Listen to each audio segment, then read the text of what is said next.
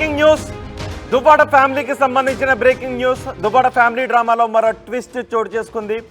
దువ్వాడ ఉంటున్న ఇంటి స్థలం నాది అంటున్నారు పార్వతీశ్వరరావు అనే వ్యక్తి. టెక్కలిలో దువ్వాడ శ్రీనివాస్ కొత్తగా కట్టిన ఇంటి స్థలం తనదే అని అంటున్నారు చింతాడ పార్వతీశ్వరరావు. ఎవరి స్థలాన్ని ఎవరు పంచుకుంటున్నారని ఆయన అడుగుతున్నారు. దువ్వాడ నాకు ఇంకా 60 లక్షల రూపాయలు బాకీ ఉన్నారు అని అంటున్నారు. 22 సెంట్ల స్థలాన్ని 1,20,00,000కి అమ్మాను, నాకు పూర్తిగా డబ్బులు ఇవ్వకుండా ఇప్పుడు ఇంటిని పంచుకోవడం ఏంటి అని పార్వతీశ్వరరావు ప్రశ్నిస్తున్నారు. పార్వతీశ్వరరావు దగ్గర ప్రస్తుతం మా ప్రతినిధి నాయుడు కూడా ఉన్నారు. నాయుడు, ఎవరి పార్వతీశ్వరరావు, ఏంటి వివాదం? రోహిత్, చూస్తే కనుక ఎమ్మెల్సీ దువ్వాడ శ్రీనివాసరావు కుటుంబ వ్యవహారం రచ్చకెక్కి 7 రోజులు కావస్తుంది. రోజుకొక మలుపు తీసుకు వెళ్తున్నటువంటి ఈ వివాదంలో మరో కొత్త కోణం బయటకు వచ్చింది. ఏదైతే కుటుంబంతో విభేదించి బయట నిలువులు నీడ లేకుండా ఉన్నటువంటి దువ్వాడ శ్రీనివాసరావు టెక్కల్లో సొంతిల్లు నిర్మించుకోవాలనే ఉద్దేశంతో అన్నదమ్ములు దువ్వాడ శ్రీనివాసరావు కలిసి స్థలం కోసం అన్వేషించే క్రమంలో టెక్కలకు చెందినటువంటి రాజకీయ పరంపరతో పాటు అంటే చింతాడ పార్వతీశ్వర మాస్టర్ విశ్రాంతి ఉపాధ్యాయులు, ఆయన తండ్రి కూడాను ఏదైతే సంపదరావు రాఘవరావుతో ఉన్నటువంటి సాన్నిధ్య నేపథ్యంలో ఆయన వద్దకు వచ్చి 22 సెంట్ల స్థలాన్ని ఆయన దగ్గర నుంచి కొనడం జరిగింది. ఈ స్థలం మార్కెట్ వాల్యూ అంటే మార్కెట్ వాల్యూ ప్రకారంగా చూస్తే 20 కోట్లుగా పరిణితి తీసుకోవచ్చు. ప్రైవేట్ లావాదేవీల్లో భాగంగా ఇప్పటికే ఇంకా 60 లక్షల రూపాయలు ఆయనకి బాకీ ఉన్న ఆ మొత్తం చెల్లించకుండా, అంటే అప్పు తీర్చకుండా ప్రస్తుతం మాత్రం ఆ ఇంటిని తనకు రాయాలని భార్య అనడం, ఆ ఇల్లు నాకు కావాలి, నాకు నిలవలేదు శ్రీనివాస్ అండి. ఈ వివాదాల మధ్య తనకి ఇవ్వాల్సిన 60 లక్షల రూపాయలు ఎవరిస్తారు, ఎవరి స్థలాన్ని ఎవరింటిని ఎవరు పంచుకుంటారని కూడా ప్రస్తుతం మనతో మాట్లాడడానికి స్థలం యజమాని రిటైర్డ్ ఉపాధ్యాయులు ఉన్నారు, పార్వతీశ్వర ఉన్నారు. చూస్తే ఈ ఇండ్లు స్థలం మీకు ఆయనకి అమ్మాల్సిన అవసరం మీకేమొచ్చింది, ఆయనకి మీరు ఆ స్థలాన్ని ఎలా అమ్మారు, ఈరోజు ఈ వివాదాల కారణం పార్వతీశ్వర మాస్టారే అన్నటువంటి ఒక పోకడు కూడా బయటకు వస్తుంది. అసలు ఏం జరిగింది? నేను, నా భార్య, నా పిల్లలు అందరూ ఉద్యోగరీత్యా వెల్ సెటిల్డ్ కుటుంబాలు. మాకు వచ్చినటువంటి ఆదాయం ద్వారా కొనుక్కున్నటువంటి స్థలాలు అవి. పిల్లలు ఉద్యోగరీత్యా బయట ఉన్నారు, ఏదో డెవలప్ చేద్దాం కదని చెప్పేసి ఉంచుకున్నటువంటి స్థలాలు. ఒక రోజు ఒక గుడ్ మార్నింగ్, ఉదయాన్నే ఆయన నా వద్దకు, ఆయన తన అనుచరులు శ్రీనివాసరావు, తన తమ్ముడు శ్రీధర్ బాబా, మిగతా కార్యకర్తలు అందరూ రాజకీయంగా నాతో విరోధులైనప్పటికీ, విభేదించినప్పటికీ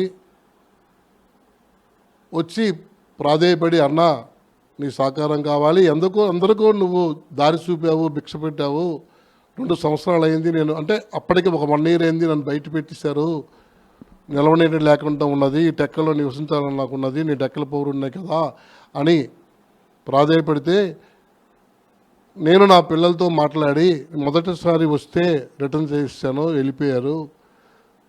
మళ్ళీ వచ్చి టెక్కల్లో అన్ని ప్రాంతాలు చూసామన్నా, ఆ ప్లేస్ కొద్ది మాకు అనుకూలంగా ఉంది నివసించడానికి అంటే, అరే మీ కుటుంబ తగాదాల్లో నన్ను ఇరికిస్తారు ఎందుకు, నా ప్లేస్ మీకు ఎందుకు,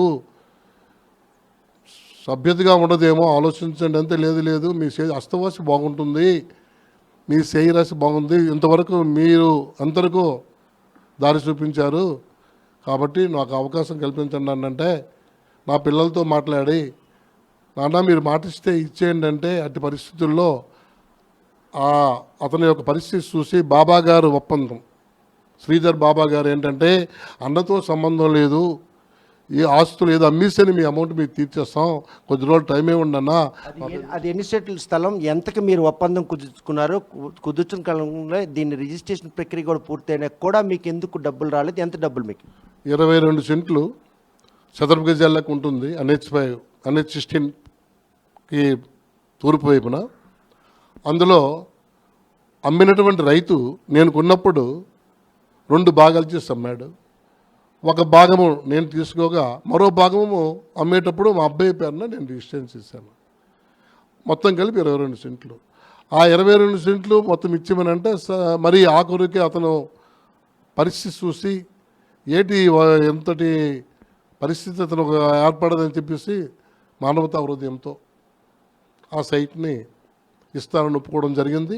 తద్వారా వాళ్ళు ఆగస్టు 8, 2023 టెక్కల్ సబ్ రిజిస్టర్ ఆఫీసులో రిజిస్ట్రేషన్ చేసుకునే ముందు మా అబ్బాయి తాలూకా సైట్కి అమౌంట్ ఇచ్చివేస్తూ నాకు రావాల్సినటువంటి అమౌంట్లో ఇప్పటికీ పక్కన ఉన్నటువంటి సైట్తో 22 సెంట్లకి 60 లక్షల రూపాయలు నగదు కొంత పేమెంట్ ఇవ్వవలసి ఉన్నది.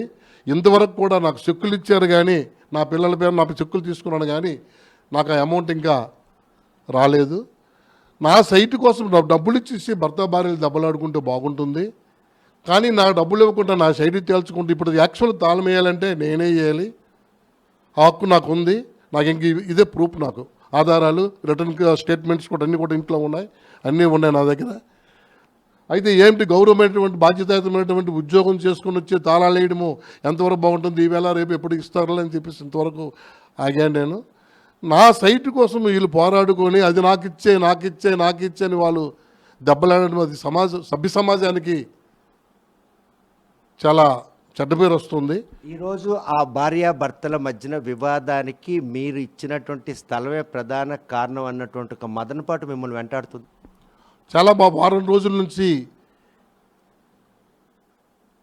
ఆర్టీవీతో కలిపి మిగతా టీవీలు కూడా ఆ ప్రకటనలు చూసి ఉభయ రాష్ట్రాలు జాతీయ స్థాయిలో నాకు లండన్ నుంచి ఒక అబ్బాయి ఫోన్ చేశాడు వాట్సాప్ చూసి, అన్నా ఏంటి పరిస్థితి అంటే ఏం చేస్తారో మన కర్మ అనేసి నేను సమాధానం చెప్పవలసి వచ్చింది. ఒక టెక్కల వాసిగా ఏమిటి ఈ ప్రాంతంలో ఇలా తయారయ్యారు ఇదే సామాజిక వర్గం కాకుండా మిగతా సామాజిక వర్గాలు కూడా ఈ భర్త భార్యల తగుల విషయంలో చాలా మదన పడుతున్నారు, బాధపడుతున్నారు. ఇప్పటికైనా వాళ్ళు తెలుసుకొని బుద్ధి తెచ్చుకొని ఎవరి ఇంట్లో వాళ్ళు ఉంటే చాలా మంచిది. కనుక వాణి పోరాటం అంతా కూడాను పిల్లల భవిష్యత్తుతో పాటు రాజకీయ కూడాను పరిచయాలు ఏమన్నా వాటిని కూడా ఉండాలని ఆమె ఒక మహిళగా 2 ఆడపిల్లల భవిష్యత్తు కోసం పోరాడుతుంది.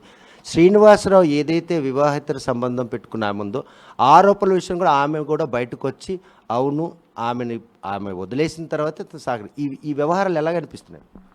ఏం చూస్తే నాకే సిగ్గేస్తుంది సార్. సమాజంలో ఏమిటి రాజకీయాలు కాదు కానీ రాజకీయ కాంక్షలు కాదు కానీ ఏమిటి భర్త భార్యలతో రేపొదేమో రాబోయే తరం కూడా తయారవుతారా? 30 సంవత్సరాలు వైవాహిక జీవితాన్ని ఈ విధంగా నాశనం చేసుకుంటుందా అమ్మాయి? భర్తని గెంటివలసిన అవసరం ఏంటి సార్? నేను ఇప్పుడు బయటికి వెళ్తున్నాను, ఎన్నో పనులు చేసుకుని వస్తుంటాను, నేను ఎక్కడ లేటుకు వచ్చానని చెప్పి ఎవరితో తిరుగుతానంటే నేను తలదించుకొని ఇంట్లో దూరుతాను అంటే నాకు ఎంత బాధ అనిపిస్తుంది ఈ వయసులో. అలాంటిది 30 సంవత్సరాలు వైవాహిక జీవితం చేసుకొని 2 పిల్లలకని వాళ్ళకి పెళ్ళిళ్ళు చేస్తున్నారు. ఈ సమయంలో కొట్లాడుకోవడం అనేది సభ్య సమాజానికి చాలా సిగ్గుచేటు సార్. అలాగని శ్రీనివాసన్ కూడా సమర్థించే పరిస్థితి. ఆమె కూడా ఒక 3 పిల్లల తల్లిని ఈరోజు అక్కును చేర్చుకొని ఆమెతో కొనసాగుతున్న అది స్నేహపూర్వమైన వాతావరణం, అది ఎంతవరకు సంబంధించి? అది తప్పు సార్. అది ఆమె కూడా గౌరవమైనటువంటి కుటుంబంలో ఉన్నటువంటి కోడలు. తన భర్త ఈనాటికి కూడా ఎక్కడో అంతర్జాతీయ స్థాయిలో షిప్పుల మీద వెళ్తూ సముద్రాల్లో ప్రయాణం చేస్తూ అతను ఉద్యోగం చేసుకుంటున్నాడు. అటువంటి వానికి 3 పిల్లలు ఉన్నారు. అలాంటి అమ్మాయిని వీధిలోకి లాగి ఈ రాజకీయంలో పావుగా వాడుకొని ఆ అక్రమ సంబంధమైన పేరు చెప్పి అధిష్టాన వర్గాల దగ్గరికి వెళ్ళి ఈ రాజకీయ వెతుకులాటలు, పదవి వ్యామోహం అనేది చాలా వీళ్ళని చూస్తుంటే రాజకీయమా నీకు నమస్కారం అనిపిస్తుంది సార్. ఏమిటి ఏంటి విధానము, ఏమిటి భర్త భార్యలు తగువు? పాపము ఈవిడికి నిద్ర లేదు, ఆయనకి నిద్ర లేదు. ఆవిడ ఆత్మహత్యలోకి సూసైడ్కి వెళ్ళిపోయింది. ఆ పరిస్థితి దాపురించిందని దానికి కారణం ఎవరు? ముఖ్యంగా నేను మీలాంటి పెద్దలకి విన్నపించేది ఏంటంటే, మిగతా ఆర్టీవీ న్యూస్ చూస్తున్నాను, కరెక్ట్ క్వశ్చన్స్ బాగానే ఉన్నాయి, ఆ సమాధానాలు బాగానే ఉన్నాయి, ఒక్కరి మార్గంలోకి మిగతా చూస్తుంటే నాకు ఏమిటి ఇది ఆశ్చర్యం వేస్తుంది. ఎడిదారి ప్రెస్ ఇప్పటికైనా సరే ఎలక్ట్రానిక్ మీడియా వాస్తవాలు తెలుసుకొని, మిగతా వాళ్ళు వాస్తవాలు తెలుసుకొని వాళ్ళ తగులు ఇటువంటి లేకుండా రగులు రెచ్చగొట్టడం కాదు, కాపాడేటట్టుగా ఎవరి ఇంటికి వాళ్ళు వెళ్ళేటట్లుగా చూడమని నా విన్నపం. 7 రోజులు కావస్తా ఉంది. ఇప్పటికి కూడాను 5 డిమాండ్లు దువ్వాడ సీన్ ముందు పెట్టడం జరిగింది. కుటుంబాలకు సంబంధించిన పెద్దలు కూడా పలు మార్లు కూర్చొని ఈ సమస్య పరిష్కారం తీసుకు అడుగులేస్తున్నారు. అందులో భాగంగా 4 డిమాండ్లకి శ్రీనివాస్ ఒప్పుకోవడం కూడా జరిగింది. 5వ డిమాండ్ కూడాను చుట్టూ తిరిగి మీ ఆస్తి మీదకే వచ్చింది. దీన్ని ఎలా తీసుకున్నారు? 5 ఇప్పుడు డిమాండ్స్ పెట్టారు, బాగానే ఉంది, ఆయన ఎప్పుడు కాదనడం లేదు. మరి 5వ డిమాండ్ అనేది నా ఆస్తి. నా ఆస్తిపై వీళ్ళు అడిగే హక్కు ఎవరికీ లేదు. అసలు అక్కడ అడుగు పెట్టే హక్కే లేదు. తాళం వేసే హక్కు నాకుంది. నా అమౌంట్ ఇచ్చిస్తే నేను తాళం వేయక్కర్లేదు. ఈ చెక్కులకి అమౌంట్ నాకు 60 లక్షలు నాకు ఇచ్చిస్తే నేను తాళం వేయక్కర్లేదు. తన కూతురికి ప్రతి నెల 65,000 పంపిస్తున్నాను అతను శ్రీని గారు స్టేట్మెంట్ ఇచ్చారు. వాణి గారు కూడా ఒప్పుకున్నారు. అలాగే అదేవిధంగా నాకు బ్యాంక్ ఇంట్రెస్ట్ నెలకు ఒక 60,000 పడుతుంది. ఆ విధంగా నేను ఇచ్చిన నాకు సాటిస్ఫాక్షన్ అది కూడా లేదు. అంటే ఎంతసేపు మీ సౌలభ్యమే కాబట్టి ఉభయులు కూడా ఆ విధంగా పోట్లాడడం మంచిది కాదు. నేను కూడా ఉభయులకి విన్నపం ఏంటంటే ఎప్పటికైనా సమస్య ఒక పరిష్కార మార్గంలో వెళ్ళిపోయి పెద్దలు చెప్పినట్టు వినుకోండి. ఇప్పుడు ఈ క్షణం ఈ వివాదాలు చూసి స్థలం అమ్మానని మదనపాటుతో పాటు ఈ వివాదం చూసుకోవడం చాలా మదనపడుతున్నారు మీరు. ఇప్పుడు వెళ్ళి శ్రీనివాస్ని ఖాళీ చేయిస్తారా, లేకపోతే వాణి వాళ్ళ పిల్లల్ని అక్కడ ఖాళీ మీరు తాళం వేయడానికి సిద్ధంగా ఉన్నారా? నేను తాళం వేయడానికి ఎలాగైతే ఘర్షణ పెడితే తాళం వేయడానికి సిద్ధంగా ఉన్నాను సార్. నాకు ఆ శక్తియుక్తులు ఉన్నాయి. కానీ కుటుంబాలు బయటపడితే నాకు సమాజం చీకొడుతుంది. ఈ పరిస్థితుల్లో మా ఉపాధ్యాయుడు ఏంటి, రిటైర్డ్ ఉపాధ్యాయుడు కూడా ఇంటికి తాళం వేయడం సభ్యతగా ఉండదని వ్యవహారం టెక్కల ప్రతిష్టను దిగజార్చడమే కాకుండా ప్రతి ఒక్కరు సామాజిక వర్గం పరంగా సామాజిక వర్గాలకు అతీతంగా ఆ వైఫ్ అండ్ హస్బెండ్కి ఉన్నటువంటి ఆ కుటుంబ తగాదాన్ని రచ్చకెక్కించి రోజుల తరబడి అంటే ఎవరికి ఏం కావాలో తెలియనటువంటి పరిస్థితుల్లో ప్రతిరోజు కూడా ఈ విషయంలో మాత్రం ప్రతి ఒక్కరు చర్చించుకునేటువంటి దుర్గతి పట్టింది. అది మీకేం బాధ అనిపించట్లేదు? చాలా బాధ అనిపిస్తుంది సార్. రోజు చూస్తుంటే నాకు రాత్రి 11, 12 వరకు కూడా ఈ న్యూస్ చూస్తుంటే నాకు చాలా మానసికంగా బాధపడుతున్నాను. ఏమిటి మిగతా సామాజిక వర్గాలు కూడా ఈ సామాజిక వర్గం మీద ఈ ఉభయులు తగాదాల వల్ల చీకుట్టే పరిస్థితి వస్తుంది. అందుకు కాబట్టి చాలా మదన పడుతున్నాను. నేను బాధపడేది ఏంటంటే ఉభయులు ఇప్పుడు కూడా ఎవరింటికి వాళ్ళు వెళ్ళిపోయి పెద్ద మనసు చెప్పినట్టుగా వినుకొని నా ఆస్తి కోసం పోరాడడం కాదు, నా డబ్బులు నా పేమెంట్ చేయమని, లేదంటే నా ఆస్తి నాకు తిరిగి రాసేమని కూడా శ్రీని గారికి అడగాలనుకుంటున్నాను. 7 రోజుల వాళ్ళ తాలూకు పోరాటంలో సమస్య ఎక్కడ ఉందా, లేకపోతే కోరికలే ఆ సమస్యను జటిలించేస్తాయి? రాజకీయ అతను చెప్పారు కదండి, రాజకీయ వాంఛలు కోరికలు తన 30 సంవత్సరాల జీవిత చరిత్రలో ఎప్పుడూ బయటపడలేదు.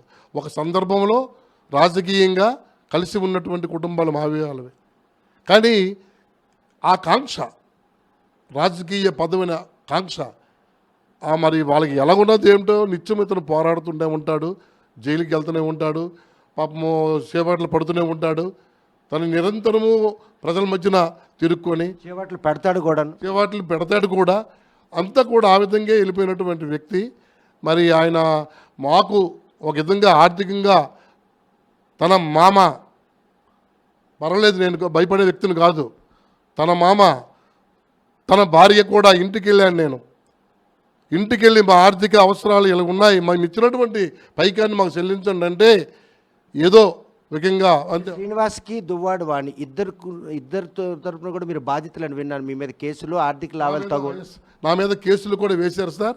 నేలయ్య అనే ఒక సిఐ, నేను పనికి వచ్చినాడు పనికి మాలినాడు అనను. నేను నా డ్రైవింగ్ మీద వాణి గారే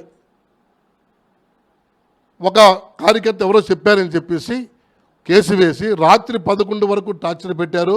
ఆయన సెల్ల పట్టుకొని ఆమెకి వినిపిస్తున్నాడు. ఆర్థికంగా ఆదుకున్నటువంటి నా కుటుంబానికి చివరికి నా మీద కేసులు, నా డ్రైవర్ మీద కేసులు పెట్టి నన్ను మానసికంగా బాధలు పెట్టారు. రామ్మోహన్ నాయుడు వ్యక్తిగతంగా గుణగణాలు కలిగినటువంటి వ్యక్తి, నాకు తోబుట్టు కాకపోయినా కృపారాణి గారు అంటే అభిమానించినటువంటి వ్యక్తిని నేను. పూర్వం నుంచి ఆ కాంగ్రెస్ పార్టీకి సపోర్ట్గా ఉన్నటువంటి వ్యక్తులు కాబట్టి అభిమానించే వ్యక్తులను. ఆమె కేంద్ర మంత్రిగా చూసా తప్పకుండా నేను ఏమి చెప్పేది ఆ పనులు చేసి పెట్టేది. తరువాతను రామ్మోహన్ నాయుడు గారు కానీ అచ్చెన్నాయుడు గారు కానీ, మాస్టారు మీ సహకారం కావాలంటే నేను ఇప్పటికి కూడా ఇప్పుడు సైలెంట్గా ఇంట్లో కూర్చున్నాను. కానీ అంతకుముందు 2 పర్యాలు కూడా నేను సపోర్ట్ చేసుకుని ఎమ్మెల్సీ దువ్వాడ శ్రీనివాస్తో కూడా ఉన్నప్పటికీ ఎమ్మెల్సీ శ్రీనివాసరావు గారితో మాకు విరోధం ఉన్నప్పటికీ ప్రాధేయపడ్డారు. అన్నా మాకు కల్పించన్నారు. మనస్సు కరిగి కుటుంబంతో మాట్లాడి నేను ఆ కమర్షియల్ సైట్ని ఆయనకి ఇవ్వడం జరిగింది. తద్వారా అక్కడ ఉన్నటువంటి రైతులకి విలువలు పెరుగుతాయి, అందరూ బాగుపడతారు. ఓన్లీ అక్కడ నివసించని ఒక కుటుంబంలో ఉన్నటువంటి ఒక వ్యక్తిని బయటికి గెంటేశారు కాబట్టి వచ్చి ప్రాధేయపడుతున్న ఉద్దేశంతో నేను ఇవ్వడం జరిగింది. నాకు విరోధం అయినప్పటికీ, కుటుంబం నా మీద కేసులు పెట్టినప్పటికీ, నేను స్టేషన్లో 11 గంటల వరకు సిఐతో పోరాటం చేసినప్పటికీ, అయినప్పటికీ కూడా అవన్నీ మర్చిపోయి ఆ సైట్ని ఇవ్వడమైంది. నా సైట్ కోసం ఈ విధంగా వెళ్ళిపోయి అక్కడికి వెళ్ళి పోరాటం అనేది ఇది చాలా నీచమైనటువంటి చర్యని నేను భావిస్తున్నాను. ఎమ్మెల్సీగా ఆయన ఉన్నారు. 1,20,00,000 ఆయనకి పెద్ద అమౌంట్ కాదు, కానీ 60 లక్షలు ఏదైతే అరు రిజిస్ట్రేషన్ చేపించారు, ఈ 60 లక్షల రూపాయల కోసం ఈ మధ్యకాలంలో ఎప్పుడైనా ఆయన వెళ్ళి సంప్రదించడం జరిగిందా, అడగడం జరిగింది? నేను వెళ్తుండేటప్పుడు రాజకీయంగా వెళ్తానని మిగతా వాళ్ళు భావించేవారు. నేను వెళ్ళిన ప్రతి పర్యాయం కూడా తమ్ముడు నా అమౌంట్ నాకు కొద్దిగా ఏర్పరిచి, నా పిల్లలు ఇప్పుడు డిమాండ్ చేస్తున్నారు, వాళ్ళ అవసరాలు ఉన్నాయి అంటే, అన్న ఇగో ఇల్లు కడుతున్నాను, నాకు వచ్చిన మనలతో ఇల్లు కడుతున్నాను అన్న, నీకు ఇచ్చేస్తానన్నా అనేసి అనడము, లేదా ఎక్కడో సైట్ ఉంది అది ఇచ్చేస్తాను అనడము. సైట్లు నాకు తమ్ముడు ఇచ్చాయంటే అక్కడికి వాళ్ళ తమ్ముడైనటువంటి బాబా గారు మాత్రము, అన్న అన్నతో సంబంధం లేదు, ఇది నా బాధ్యత, నేనేదో చేసి మీ అమౌంట్ని నేను తీర్చే బాధ్యత నాది అనేసి బాబాగారు అనడంతో, నేను బాబాగా అంటే అతను సాయిబాబా భక్తుడు కాబట్టి ఆ బాబాగారు అనడంతో నేను అక్కడి నుంచి సైలెంట్ అయ్యి ఎప్పుడు ఇస్తే అప్పుడు ఇవ్వలే అని చెప్పేసి అంటే ఉద్దేశంతో ఉండిపోయాను. కానీ ఇప్పుడు తగాదాలు చూస్తుంటే మాత్రం ఈ క్షణమే తాళం వేస్తే బాగుంటుందా, వాళ్ళ ఉభయలను ఎంట పెడితే బాగుంటుందా అన్నటువంటి కోపం వస్తుంది సార్. నాకు కుటుంబాలు ఉన్నాయి, నాకు సామాజిక వర్గమే కాకుండా ఇతర సామాజిక వర్గాల్లో మంది మార్పులం అంతా ఉంది. ఏమిటి పరిస్థితి వస్తుంటే చాలామంది ఫోన్లు చేస్తున్నారు, ఏమిటి మీరు ఆ సైట్ ఇచ్చేసి అనవసరంగా వాళ్ళకి కంపు చేశారేటో, ఏమో పని చేశారని నాకు చాలామంది అడుగుతున్నారు. సిగ్గుసేటుగా ఉంది సార్ నాకు. అంటే నా విన్నపం ఏంటంటే, ఇప్పటికైనా తెలుసుకొని ఈ పోరాటాలు మాని, ఆడపిల్లలు జీవితాలు పోతాయి. రేపు తన భర్తలు వాళ్ళకు వదిలి వచ్చేమో, మీ అమ్మకే దిక్కు లేదు, మీ నాన్నకే దిక్కు లేదు, నువ్వే మాత్రమే రేపుదేమో అన్నీ ఆశ్చర్యపోనక్కర్లేదు. మరో అమ్మాయి సంబంధంకి ఉంది, అవతల మాధురైన అమ్మాయికి కూడా 3 ఆడపిల్లలు ఉన్నారు. ఆవిడ జీవితాన్ని బయటికి లాగేస్తారు ఉభయలు కలిపి. ఆవిడికి న్యాయం ఏం చేస్తారు? తన భర్త మంచివాడాడు కాబట్టి ఆవిడ పార్టీకి క్రమశిక్షణగా పనిచేసేది అమ్మాయి, అది మనకి అనవసరం అనుకోండి. వాళ్ళు యాక్చువల్గా భర్త చెప్తున్న మాటలు బట్టి చూస్తే తెలుగుదేశం అభిమానులు వాళ్ళు, ఒక గౌరవమైనటువంటి కుటుంబం, ఒక సీనియర్ అడ్వకేట్, బావకు తండ్రి మామ ఒక సీనియర్ అడ్వకేట్, బావకు సీనియర్ అడ్వకేట్, మామ చనిపోయినప్పటికీ వారసత్వాన్ని పుచ్చుకున్నటువంటి వివేకానంద్ గారు ఒక సీనియర్ అడ్వకేట్. వాళ్ళందరూ కుటుంబ సభ్యులు కూడా మదన పడుతున్నారు ఈ సన్నివేశాలను చూసి ఏమీ చేయలేకపోతున్నారు. మరి శ్రీనివాసరావు గారు మరి ఏమీ న్యాయం చేస్తారనేది ఆయన ఇష్టం. కాబట్టి ఇప్పటికైనా నా విన్నపం ఏంటంటే, పెద్ద మనసుతో ఆలోచించి ఎవరైతే పెద్దలు రాజీ పెట్టాలని వచ్చారో ఈ 2 సంవత్సరాలు ఏం చేశారని అడుగుతున్నాను నేను. ఈ 2 సంవత్సరాలు ఏం చేశారు? ఆయనకి అన్నం లేకుండా, తిండి లేకుండా, కాపీ లేకుండా గెంటి వేశారే. మీ రాజకీయ కాంక్ష అంటే ఎవరు మరి పొలిటికల్గా ఎదగకూడదా? నా కుటుంబం మీద కూడా దెబ్బ కొట్టారు, వాళ్ళు అన్నదమ్ములు, నాకు వాళ్ళు కూడా విరోధులు అయిపోయారు. ఏమిటో ఈ పరిస్థితి, మా రాజకీయం నీకెందుకనేసి వాళ్ళు కూడా దూరం అయిపోయారు. అందరి చేత నా పైన రెచ్చగొట్టి పంపించినటువంటి వ్యక్తులు భర్త భార్యలు. అయినా నేను ఏనాడు బాధపడలేదు. నాకు ఆర్థికంగా కొన్ని కోట్లు లాస్ పెట్టారు. నేను రిటైర్ అయిన తర్వాత ఏవో వ్యాపారాలు మా అబ్బాయికి పెట్టి చేద్దామంటే నాకు ఆర్థికంగా కూడా నా దగ్గర పనిచేసినటువంటి గుమస్తాల్ని తన వెనక తిప్పుకొని, వాణి గారు కానీ శ్రేణి గారు కానీ ఉభయలకి అంటాను నేను, తిప్పుకొని నాకు ఆర్థికంగా నా అనుసరణలకి నాకు కోట్ల రూపాయల మీద లాస్ పెట్టినా నేను బాధపడలేదు. అయినప్పటికీ అంత నష్టపరిచిన ఆ ఇద్దరు దంపతుల మీద మీకు ఎందుకు అభిమానం? ఈరోజు బయటకు వచ్చాడని ఉద్దేశంతో శ్రీనివాస్కి నీడ కల్పించేందుకు స్థలం అమ్మారా, లేక మీకు డబ్బులు అవసరం అమ్మారు? నాకు ఆర్థిక అవసరాలు లేవు సార్. నా పిల్లలు ఒక నిజాయితీ పరులు, వాళ్ళకి ఏమైనా కావాలి. ఎక్కడ ఒక డాక్టర్ కానీ వాళ్ళ ఆయన డాక్టర్, నా కుమార్తె గ్రూప్ 1 ఆఫీసర్, ఎక్కడ అవినీతి చేయకండి, మీకు ఏది కావాలి నేను ఉన్నాను, నాకు వచ్చినటువంటి మీరు చూస్తాననే ఆలోచనతో నేను చేస్తున్నాను. తర్వాత ఇప్పుడు మీరు అనేది ఏంటంటే, ఉభయలు భర్త భార్యలకు ఏంటి అవసరం, నాకు ఆర్థిక అవసరాలు లేవు, కానీ బయట పడిపోయాడు అనే ఉద్దేశంతో ఇంటికి వచ్చాడు, భార్యకి ఇంటేసింది, బయటకు వచ్చాను, నా పరిస్థితి ఎలాగ ఉంది, నాకు ఇక్కడ స్థానం కావాలి అనేసి నా దగ్గరలోనే ఇల్లు చూశాడు, పరిసరాలు చూసి నాకు నచ్చలేదు వెళ్ళిపోయాడు. అయ్యప్ప నగర్ చూశాడు, మరో ప్రాంతం చూశాడు, మరో ప్రాంతం చూశాడు, అన్ని ప్రాంతాలు చూసి చివరికి మళ్ళీ నా దగ్గరికి వచ్చి అన్న అన్ని ప్రాంతాలు చూశాను, నాకు ఎక్కడ నచ్చలేదు, అక్కడ ప్లేస్ బాగుంది, నాకు ఇవ్వండి అంటే ఒక మానవతా దృక్పథంతో ఒక నివసించాల కుటుంబాన్ని నిలబెట్టడం మన ధర్మం అని చెప్పేసి నేను ఆ స్థలాన్ని 6 రోజులుగా చూస్తున్నారు ఈ వివాదంలో. కంక్లూజన్కి ఇక్కడ కూడాను ఇరువైపుల నుండి వచ్చే పరిస్థితి, ఎందుకంటే ఎవరైతే బాధితులు ఉన్నారో నేరుగా మాట్లాడుకునే పరిస్థితి లేదు. ఇరు వర్గాలకు సంబంధించిన బంధువులు ఎవరైతే చర్చిస్తున్నారో వాళ్ళలో కూడా డిమాండ్లు పరిష్కారం కానటువంటి డిమాండ్లు కొన్ని కనిపిస్తున్నాయి.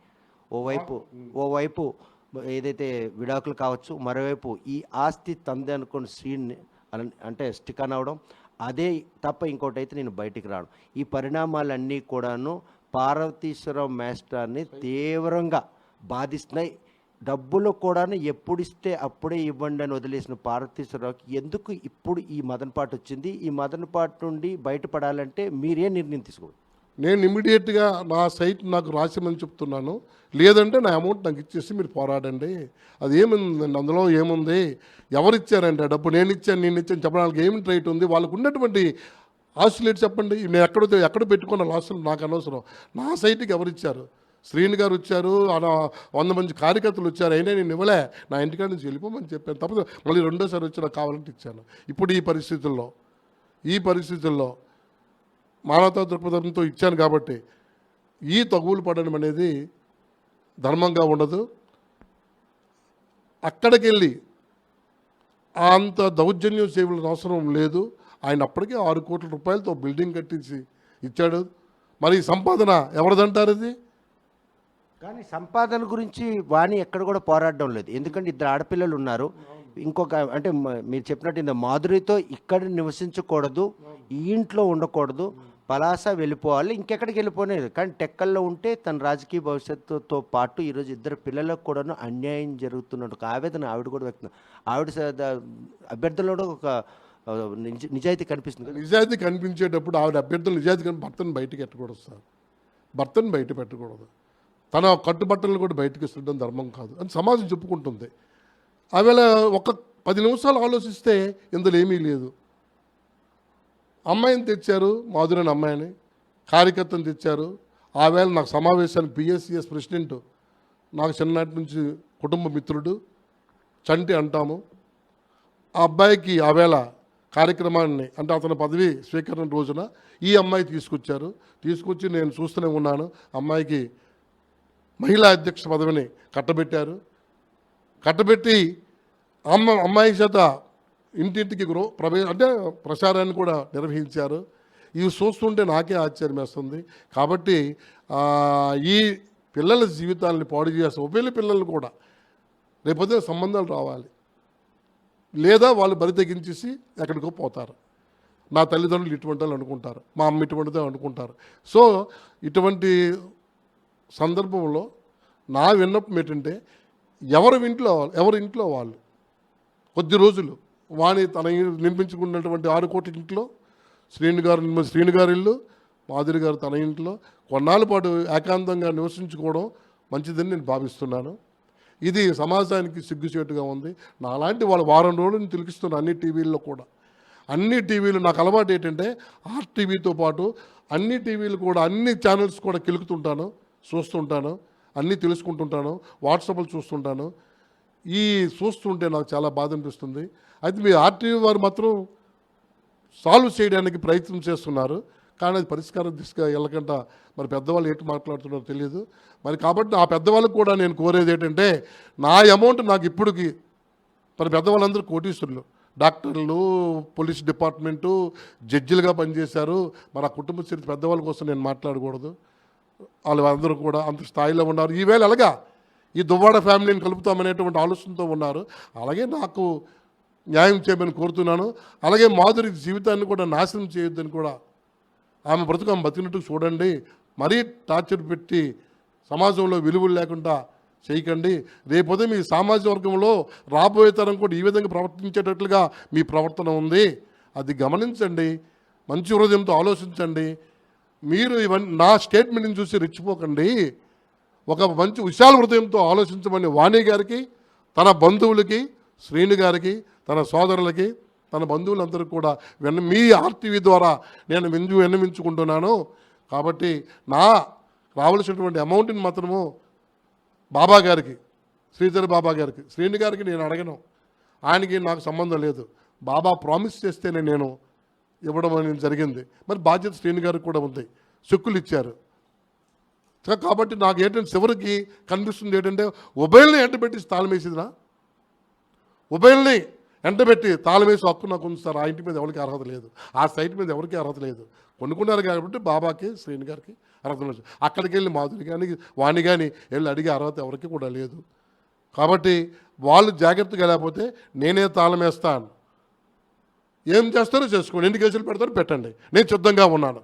కనుక ప్రస్తుతం మాత్రం ఏదైతే దువ్వాడ శ్రీనివాస్కి ఎమ్మెల్సీకి నిలువు లేనటువంటి తరుణంలో ఆయన 22 సెంట్ల స్థలాన్ని అమ్మారు. ఆ ఇంట్లో ఇల్లు నిర్మించుకొని ఆవాసం ఉంటున్న తరుణంలో ఇక్కడే మాధురితో పాటు సహజీవనం చేస్తున్నారన్న ఆరోపణల నేపథ్యంలో మాధురిని బయటైతే తేగలిసారు, కానీ ఆమె కూడా ఆత్మహత్య చేసుకునే విధంగా ఆరోపణలు ఉన్నాయని ఆమె కూడా ఓవైపు మదన పడుతుంది. మరోవైపు చూస్తే కనుక ఏ ఇంటి కోసం అయితే ఈరోజు దువ్వాడ శ్రీనివాసరావు వాణిల మధ్యన కొనసాగుతుందో 7 రోజులు కావస్తున్న ఈ వివాదం సద్దుమానక నేపథ్యంలో స్థల యజమాని మాత్రం ఈరోజు ఎందుకు తన స్థలాన్ని ఆ రోజు ఆయనకి అమ్మానని మదనపాటు ఉంది.